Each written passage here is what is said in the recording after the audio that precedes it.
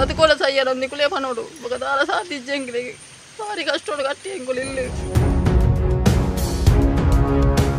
ದಕ್ಷಿಣ ಕನ್ನಡ ಜಿಲ್ಲಾದ್ಯಂತ ನಿರಂತರವಾಗಿ ಸುರಿಯುತ್ತಿರುವ ಮಳೆಗೆ ಕುಪ್ಪೆಪದವು ಗ್ರಾಮ ಪಂಚಾಯತ್ ವ್ಯಾಪ್ತಿಯ ದೊಡ್ಡಳಿಕೆ ಎಂಬಲ್ಲಿ ಕಳೆದ ವಾರ ಲಲಿತಾ ಎಂಬವರ ಮನೆಯ ಹಿಂಭಾಗದಲ್ಲಿ ಕುಸಿದಿದ್ದ ಗುಡ್ಡ ಮಂಗಳವಾರ ರಾತ್ರಿ ಮತ್ತಷ್ಟು ಕುಸಿದು ಲಲಿತಾ ಅವರ ಮನೆಯ ಮೇಲೆರಗಿದೆ. ಗುಡ್ಡ ಕುಸಿದು ಮಣ್ಣು ಲಲಿತಾ ಅವರ ಮನೆಯ ಗೋಡೆಗೆ ಅಪ್ಪಳಿಸಿದೆ. ಭಾರಿ ಮಳೆಗೆ ಇಲ್ಲಿನ ನೀರಿನ ಹೊರತೆ ವಿಪರೀತವಾಗಿ ಹೆಚ್ಚಾಗಿದ್ದು ಇನ್ನಷ್ಟು ಗುಡ್ಡ ಕುಸಿದರೆ ಲಲಿತಾ ಅವರ ಮನೆ ನಾಶವಾಗುವ ಭೀತಿ ಎದುರಾಗಿದೆ. ಸದ್ಯ ಲಲಿತಾ ಅವರ ಕುಟುಂಬ ನೆರೆಯ ಮನೆಗೆ ಸ್ಥಳಾಂತರಗೊಂಡಿದ್ದಾರೆ. ಸಾಲ ಮಾಡಿ ಕಳೆದ 6 ತಿಂಗಳ ಹಿಂದಷ್ಟೇ ನಿರ್ಮಾಣ ಮಾಡಿದ ಮನೆ ನಾಶವಾದ್ರೆ ನಮ್ಮ ಗತಿ ಏನು ಎಂದು ಲಲಿತಾ ಅಲವತ್ತುಕೊಂಡಿದ್ದಾರೆ.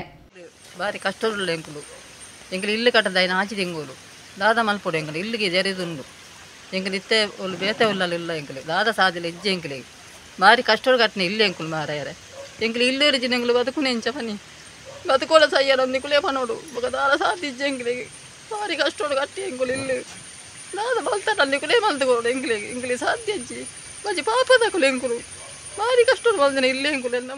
ಇನ್ನು ಇಲ್ಲಿನ ಬ್ರಾಹ್ಮಣರ ಕೊಡಿ ಎಂಬಲ್ಲಿ ವಿನಯ ಕಾರಂತ ಎಂಬವರ ತೋಟಕ್ಕೆ ಪಕ್ಕದ ಗುಡ್ಡದ ಅರ್ಧ ಭಾಗವೇ ಕುಸಿದು ಬಿದ್ದ ಪರಿಣಾಮ 100 ಅಡಿಕೆ ಮರಗಳು ಮತ್ತು ತೆಂಗಿನ ಮರಗಳು ಉರುಳಿ ಬಿದ್ದು ಲಕ್ಷಾಂತರ ರೂಪಾಯಿ ನಷ್ಟ ಸಂಭವಿಸಿದೆ. ಮಣ್ಣು ಕೆಸರು ವಿನಯ ಕಾರಂತ ಅವರ ತೋಟಕ್ಕೆ ನುಗ್ಗಿದೆ. ಅಲ್ಲದೆ ನೀರು ಹರಿಯುವ ಬೃಹತ್ ತೋಡಿಗೆ ಮಣ್ಣು ಬಿದ್ದು ಮಳೆ ನೀರು ತೋಟಕ್ಕೆ ನುಗ್ಗಿ ಹಾನಿಯಾಗಿದೆ. ಕಲ್ಲಾಡಿ ಪ್ರೌಢಶಾಲಾ ಬಳಿಯ ಇಸ್ಮಾಯಿಲ್ ಎಂಬವರ ಮನೆಯ ಪಕ್ಕದ ಗುಡ್ಡ ಕುಸಿದಿದ್ದು ಇಲ್ಲಿ ಇನ್ನಷ್ಟು ಗುಡ್ಡ ಕುಸಿದು ಮನೆ ಅಪಾಯಕ್ಕೆ ಸಿಲುಕುವ ಭೀತಿ ಉಂಟಾಗಿದೆ. ಕುಪ್ಪೆಪದ ಪಂಚಾಯತ್ನ ಸ್ಥಳೀಯ ಸದಸ್ಯರು, ಪಂಚಾಯತ್ ಅಧಿಕಾರಿಗಳು, ಕಂದಾಯ ಇಲಾಖೆಯ ಅಧಿಕಾರಿಗಳು ಸ್ಥಳಕ್ಕೆ ಭೇಟಿ ನೀಡಿದ್ದಾರೆ. ಬದುಕೋಲ ಸಯ್ಯರೊಂದು ಕುಳಿಯ ಪನೋಡು ಬಗದಾರ ಸಾಧಿಜ್ಜೆಂಗಿಲಿಗೆ ಭಾರಿ ಕಷ್ಟೋಡು ಕಟ್ಟಿ ಎಂಗುಲಿಲ್ಲ.